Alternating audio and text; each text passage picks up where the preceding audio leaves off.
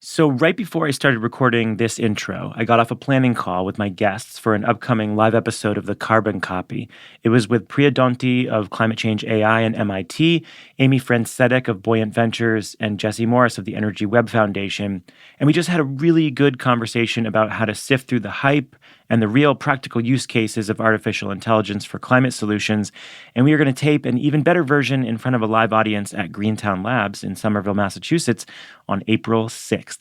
We are also going to have a discussion with some leading journalists about the big energy and climate storylines in New England, plus some food, some networking.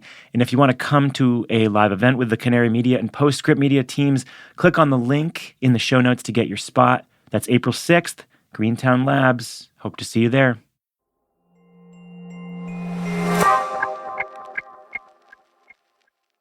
The Carbon Copy is supported by Scale Microgrids, the distributed energy company dedicated to transforming the way modern energy infrastructure is designed, constructed, and financed.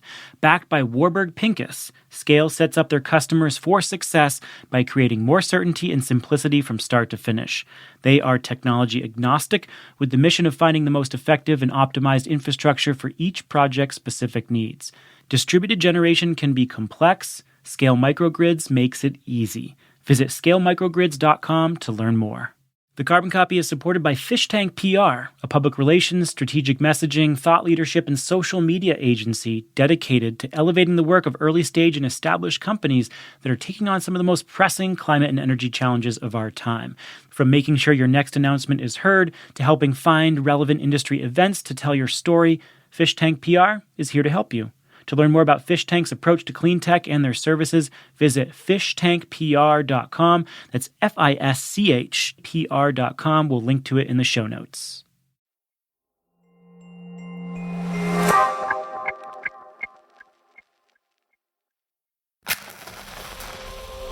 From the studios of Postscript Media and Canary Media. This is The Carbon Copy. I'm Stephen Lacey. This week, we're serving up another live conversation held on stage at Intersolar North America. It's all about the most ambitious citywide energy transition plan in the U.S. In 2021, a government supercomputer spit out a pivotal finding. It is technically and economically feasible to transition America's biggest municipal utility, serving the second biggest city in the U.S., to 100% clean power within a decade and a half. That city is Los Angeles. That utility is the Los Angeles Department of Water and Power. Now, the country's top researchers at the National Renewable Energy Laboratory and their fancy supercomputer say LA can hit 100% fast, but how will that get implemented in reality in a way that benefits everyone? That is the $86 billion question for the city, and lots of other questions have come up too, like how will a utility serving 4 million residents phase out coal and gas, triple its yearly build-out of renewables and batteries, support the electrification of 80% of homes and cars, build new transmission, and ramp up hydrogen and other forms of cutting-edge energy storage, all by 2035. I got to dig into those questions on stage at Intersolar with one of the people responsible for implementing that vision and keeping the lights on, Marty Adams, General Manager and Chief Engineer of the Los Angeles Department of Water and Power. And here is that conversation. Did I set the stakes high enough for you? Yeah, I think so. Yeah. So I thought my job was easy until then. You've been at LADWP. You came from the water side of the business, right? And you've been at LADWP for almost 4 decades. Is that right? Yeah, almost 4 decades. So I believe that you started just a month after I was born. So I'm 38 years old. So you were, but based on your LinkedIn, you were started in July of 1984. Yeah. So you've been there for my lifetime, and you've seen some pretty remarkable changes, and now you're witnessing what's going to happen with this transformation of the grid. When you came in about 4 years ago to take the general manager position, you also brought back this chief engineer title to the role, which was really important to you. Why? What does that harken back to you? Why was that important for defining your role? Well, it's a great question. When I became GM, the title used to be General Manager and Chief Engineer. And then over the years, we'd kind of lost the Chief Engineer part. But it's really, it really harkens back to the days that Department of Water and Power was really a leader both in water and power development, in forward thinking, in developing the city and a lot of facilities that serve, so much of a big part of Southern California. And we've always been a very technical organization. So it meant a lot to, I think, the organization as a whole to have someone who came from that technical mindset back in charge, because let's face it, at the end of the day, if you're running a utility, it's nice to have this technical thinking all the way through, so that you can really drive the solutions. Because as you mentioned, the challenges in front of us, there's always political challenges and social challenges. But at the end of the day, this is a huge technical challenge that we have in front of us, and how to do that in the right way. Ideally requires technical leadership at all levels, and so I'm happy to be able to take on that role now. So how vast is that challenge when we consider that 100% target by 2035? I mean, I set the stakes in my own words. Set the stakes for us in your words. So, the one thing I would never say, somebody could say it's an aspirational challenge, and it's not. I mean, it's something that we actually know through our studies with NREL. It's possible. And so the question now is, how do we actually do it? And it's funny when you said, how this, and how this. And the first thing I think is, you don't do it alone. And so one thing we know, that to move the needle, to move to the future in Los Angeles, we are going to have to partner tremendously with business and industry around us to get there. Everything from electrifying transportation grid to developing new ways to store renewable energy, developing renewable energy projects themselves, partnering with everything from local solar to large-scale solar, to wind. This is something that we do not go about by ourselves, because there's no way just the department, even with our 11,000 employees, can take on this task alone. But we know the challenge can be met. The challenges within that are, how do we do it affordably, so that we can make sure that at the end of the day, when we get to where we want to be, that the residents can continue to afford to live there. How can we do it reliably? Because we have a tremendously reliable electric grid, and we cannot sacrifice that as we move forward. And then how do we really drive changes in the industry, knowing that Los Angeles is such a big player, that if we can find ways to help move the needle technically, to develop new technologies, pilot new technologies, and bring some of these ideas into production and bring it to scale, that it'll really change the whole future, not just for LA, but for hopefully the whole country around us. So I walked through a bunch of different technologies. I want to talk about each of them. So let's talk about fossil generation first. Mm-hmm. There's some local pressure to shut down certain gas plants. There was a plan to phase out coal generation. Correct me if I'm wrong if I get some of the numbers off at all, but you roughly get 40% of your electricity from renewables. Is that correct? Yeah, we're a little over 40% now on average. There are days that we're probably in the high 70s%, and days in the summer we're in the teens. So on average, 40, 45, 46%. Okay, so then 14% nuclear? About 10%. Yeah. 10% nuclear. Yeah. Okay, so then you've got 21% coal, 27% gas. Yeah. Is that right? Yeah, about that. Okay, so there's a big challenge with what to do about fossil generation, and then how to fill in the gap with clean sources of power. What is the plan to phase out fossil fuels in LA, and what are the complexities of that? Okay, so this is a great question. So not to go belabor numbers too much, but if you look at our peak day a couple years ago in August. It was a day that I was in Santa Barbara. It was 90-something degrees in Santa Barbara. Nobody had air conditioning, so I know it was hot. But it was our peak day was a little over 6,200 megawatts. On that day, we were burning 5,000 megawatts of that 6,200 was a fossil fuel. And so it had been overcast. Solar was tailing off. It was not as much as we had available in theory. Also, it was hot. And when it's really hot, solar doesn't perform as well when it's cool and clear. And so, so we're looking at that scenario, 5,000 megawatts in the next, decade and a half need to go away and be replaced. So a couple of key things that we're working on. I don't know, probably most folks here are familiar with the Intermountain Power Project. It's a large coal plant in Utah. That plant was scheduled to be decommissioned and then be replaced with a slightly smaller gas plant. That plan now is to transition that gas plant from an initial blend of gas and about 30% green hydrogen. That's green hydrogen created by electrolysis and stored locally using this local water source, excess renewables, and there's ability to store it in salt caverns adjacent to the plant. and convert that from 70-30 mix eventually to 100% green hydrogen mix. And that would be a huge piece of that, replacing the Intermountain Power Project. One of the interesting things about the NREL study that Stephen referenced was that in that study, it did say that we actually had to have a certain amount of in-basin generation. So we know we need a lot of storage for energy. We need a lot of solar, a lot of wind. But we also need to have some dispatchable in-basin generation. And that study showed about 2,500 megawatts as a minimum. There are some scenarios that showed up to 5,000 megawatts. We think probably the 2,500, 3,000 is about the right range. Right now, we have about 3,400 megawatts of in-basin energy generation. Those are for gas plants. And so the first gas plant that would come offline, and this has to do with once-through cooling, is our Hyperion plant. And so because of once-through cooling, we had plans to basically replace that plant with a new gas plant. Our plans now are to replace that plant with a plant that will initially have a blend of gas and green hydrogen with the idea of going to pure green hydrogen in the future. So to move the needle on this, because we know that the studies show that to be reliable, you have to have dispatchable power. And I'll just, to digress a second, one of the questions is, could you have enough batteries in LA to run on batteries? Well, you can have enough batteries if you have enough land to do a day or so.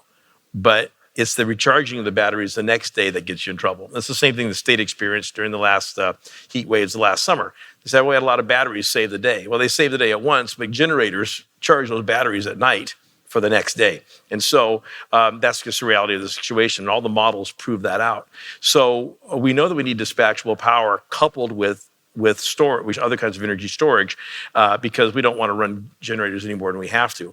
But our plan now is to move all those generating stations into green hydrogen so that we can have dispatchable power locally, but it burns clean. So with that, we need advances in technology. We need green hydrogen supply.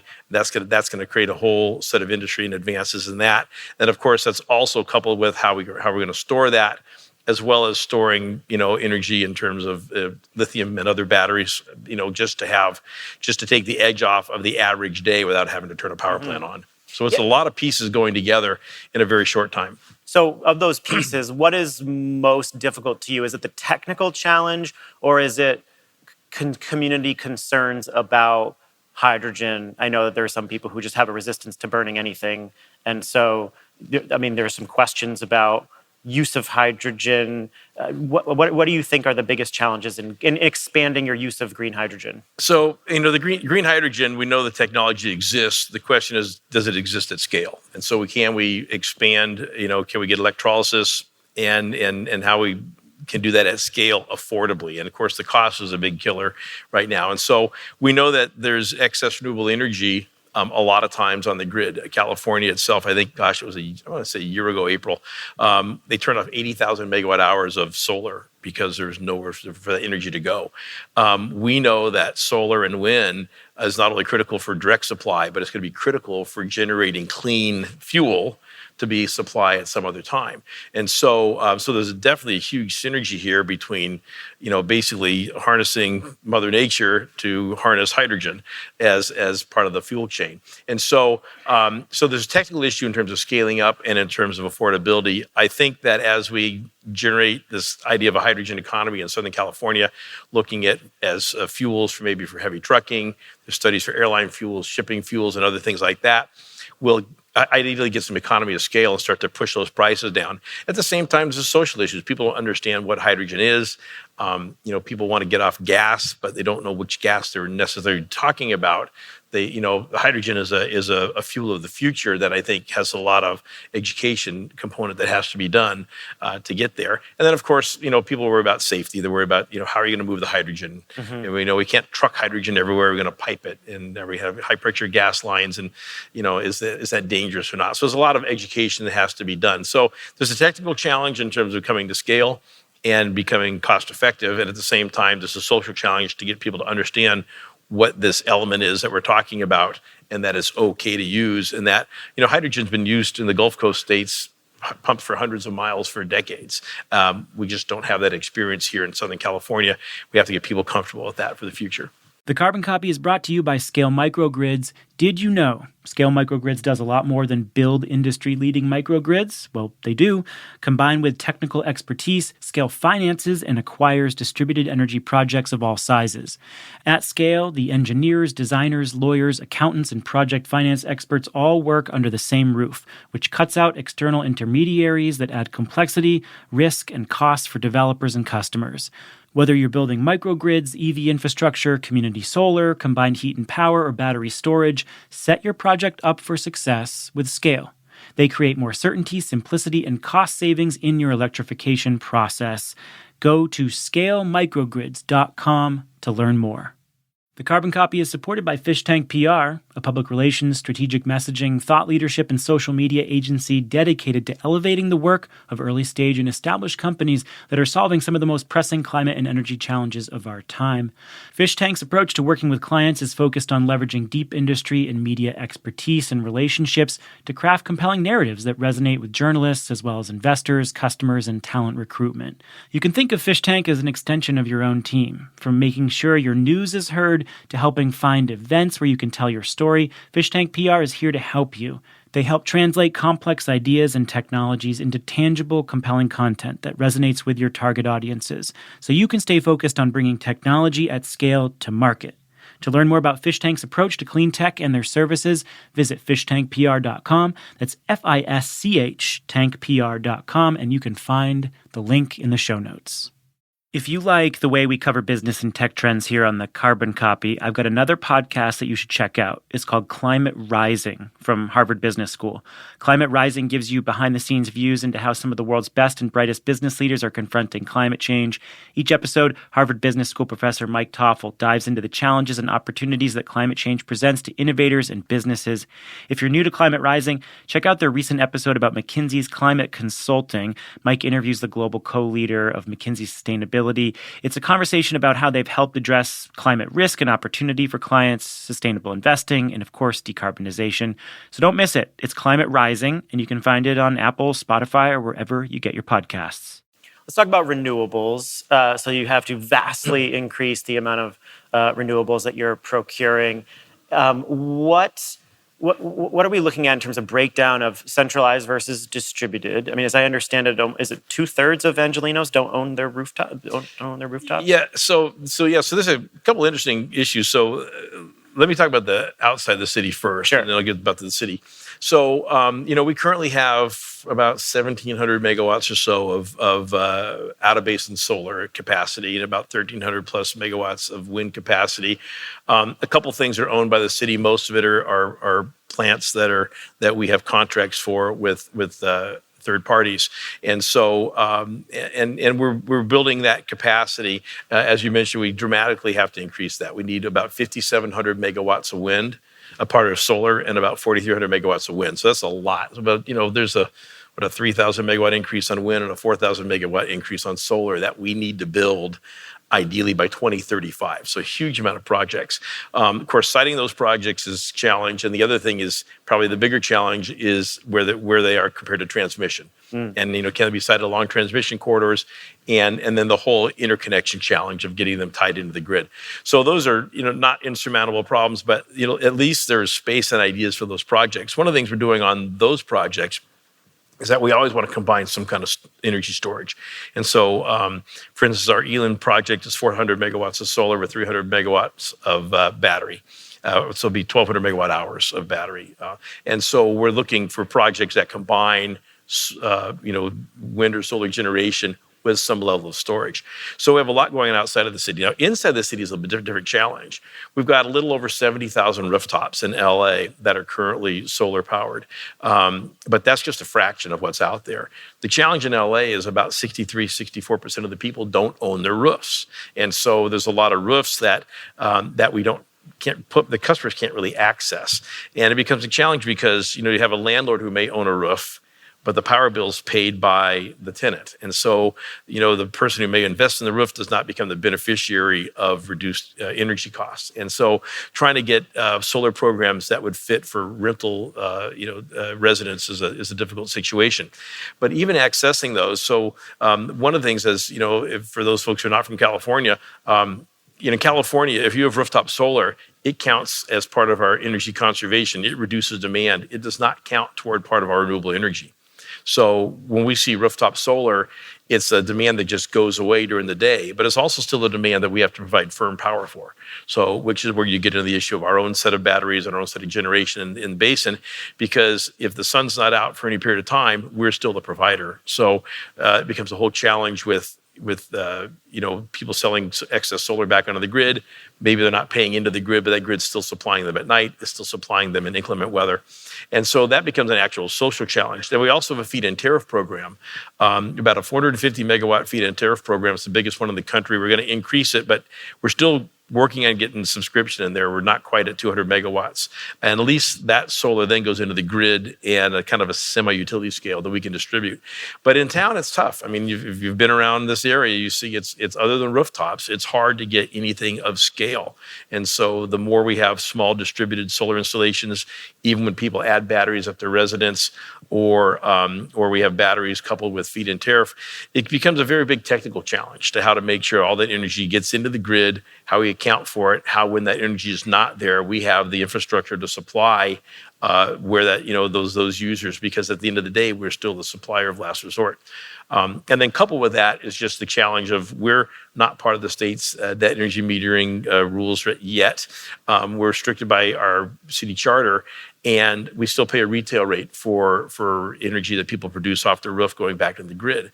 So that means that some people are able to reduce their energy bill, but they're still taking advantage of the infrastructure. As the people who own solar on the rooftop do that, everybody who doesn't ends up picking up their share of the infrastructure costs. And so it causes an inequity issue. And so that's something that we're very interested in now is who's going to be paying into the distribution grid of the future. And if not everybody's paying in, we're seeing a cost shift on probably the people who could least afford that. And so it's a very big challenge of how you move into the future for energy in Los Angeles with everybody engaged, everybody having opportunities, and everybody paying their fair share, so we don't see this shift in where the bill's going to. I think our clock ticker started a little bit late. Can I tack 5 minutes onto this? That said 20 minutes a second ago. What the heck? So. Thank you. So you've identified some of the risks and challenges. I want to talk a little bit more about those risks. So you have technology risk, you have cost and affordability risk, you've got extreme weather risks ongoing for the grid. What of those risks feel most acute to you in this transition as you weigh them against each other? I think the thing that's the toughest challenge for us right now is looking at the price tag. So if you've seen the LA 100 study, you've seen it's got a $60 to $80 billion price tag, which over time is not unreasonable. Over 10 years is a challenge. And of course, a lot of that would be bonded and paid over time. But it's a big price tag. And I think it's tough. The public as a whole wants to move forward. They want to go green. They want to live in a clean city. They want to improve the air quality. They want to protect the environment. There's no question about that. The challenge is how to explain that and get there in a way that people say, well, am I going to double my power bill? Am I going to triple my power bill? And we know that that's not tenable. It's not going to be able to fly. And so the challenge we're now seeing is what is the level of affordability? And then what can we do with our projects to get to that point? Is because it really has a lot then to do with how we schedule our projects, how do we take advantage of existing infrastructure, where we need a lot of transmission built, which is very expensive and very time consuming. Are there ways to avoid doing that? And that also comes back to some of the local generation, that if we use local pathways that already exist, then we may be able to push off some projects that are costly. And then just, how we phase these things in. So we're going through a lot of work right now to look at how these pieces need to fit together so we can both have the clean energy future, get to even 80% clean energy by 2030, which is not far off. And at the same time, not break the bank in doing that and make sure that our residents can continue to afford it. I think we can get there. It's going to take a lot of work at how to scale these together. And we're hoping that a lot of new technologies will really, come of age and help push the prices down and become options for us, particularly for energy storage. And as an extension of that affordability question, there's also the risk that we don't maximize the number of people who benefit from this transition. You touched on that a little bit when you talked about rooftop solar. The city also passed an equitable hiring plan along with this 100% clean energy plan. What does that do to in terms of job creation, and when you're thinking about who is going to benefit from the jobs created in building all this new infrastructure? How does that influence the way this plan is implemented? So, we're certainly looking at workforce. And I think anyone in the electric industry sees workforce as a challenge, and particularly when you get to line work and any kind of electrical work like that. And so one of the things that we also know is that folks in LA are looking for opportunities. A lot of people don't know about jobs, they don't know about the opportunities, and the fact we're going to have huge growth in workforce, not just city workforce, but also workforce in the industry around us that's supporting us. And so we're trying to create a pathway, make connections, get help with education, bring people into this line of work, working in increasing internship programs, trying to expand it into business, and really reach out to the community, try to get the whole concept of STEM education, boosted in our school. LA has a tremendous workforce capability, and a lot of those folks just are not tied to the jobs. And so we're hoping to partner not just ourselves and other city departments with the community, but also bring some of the contractors in and folks that would do work, that would build work and design work, to really try to help build city workforce, so that as we move into the future, we bring the residents of the city along with us and have a lot of opportunities. We're contracting, I'll tell you right now, we're contracting over $1 billion a year in capital on water, and another $1 billion of capital, probably $1.2 billion on capital on power. That's a lot of money. And so, when some of that money can stay in the LA basin, it also helps everyone be able to afford the future and move together. And so we like the idea of local jobs, local economy, and seeing how us and companies that we work with can leverage local resources to keep some of that money here at home. We have been asked to try to offer up some inspiring words or actionable words for people in the room. So this room is largely made up of practitioners, the people who are actually going to be helping deploy much of the clean energy infrastructure that can hopefully serve the residents of LA. So in a transition this fast, literally every week, every month, every year counts. What makes you inspired about that challenge, and what should the people in this room know about how to engage with LADWP in pushing this transition forward as fast as possible? So I like ideas. I love new ideas. And, we're lucky that we have people bringing us ideas. One of the things that was tough early on is the idea of unsolicited proposals. People say, I got a project for you. And we're like, well, we're going to put an RFP out, and then you can bid on your project, and everybody else gets to know your great idea too. We changed that. We now have an open RFP out for renewable ideas, where people can bring an idea, and ideally a renewable generation idea has some storage attached to it, and a way to vet that project on its own without giving away all your secrets to everybody else and what your idea is. And so we welcome people to bring in projects. We also have an open RFP out for storage, for energy storage. And, we see a lot of batteries come in, traditional lithium batteries. We're starting to see some things with maybe flow batteries. But really looking for those ideas to come in. We've been engaged with, compressed air. We're engaged with, some thermal storage of different kinds and other things. A lot of these ideas are important to us in the future. Really, the hard part is how to get those to scale and make them commercially viable. And so, but we are completely open. We have a whole team of folks who are available to talk to and to ask what we're looking for to bring ideas and projects to, because we're not going to do this by ourselves. And I doubt we're going to do it with the technologies that we know currently alone. We're going to have some new technologies that come of age and are ready to be part of the future. And so we welcome ideas and thoughts and dialogue and feedback. And we have a team of people who can provide information and are willing to listen, and also help people walk through the process to see if we can't get some of these ideas for the future developed and become something that become our future energy mix. Marty Adams is the Chief Engineer and General Manager of the Los Angeles Department of Water and Power. Thanks, Marty. Thank you very much. Thank you. And that's going to do it. Thank you so much to Intersolar North America for having me. And don't forget to pick up your tickets for our live show at Greentown Labs in Somerville, Massachusetts on April 6th. This episode was produced by me with help from Dalvin Abawaje. Sean Marquand is our engineer. Original music for this show comes from Echo Finch, Epidemic Sounds, and Blue Dot Sessions. And we are supported by Prelude Ventures, a venture capital firm that partners with entrepreneurs to address climate change across a range of sectors. That's advanced energy, food and ag, transportation, logistics, advanced materials, manufacturing, and advanced computing. And thanks for giving us a rating and review. Thanks for hitting us up on social media, following us there. You know where to find us and interact with us. And of course, we will bring you an episode next week. Thanks a lot. I'm Stephen Lacey. This is The Carbon Copy.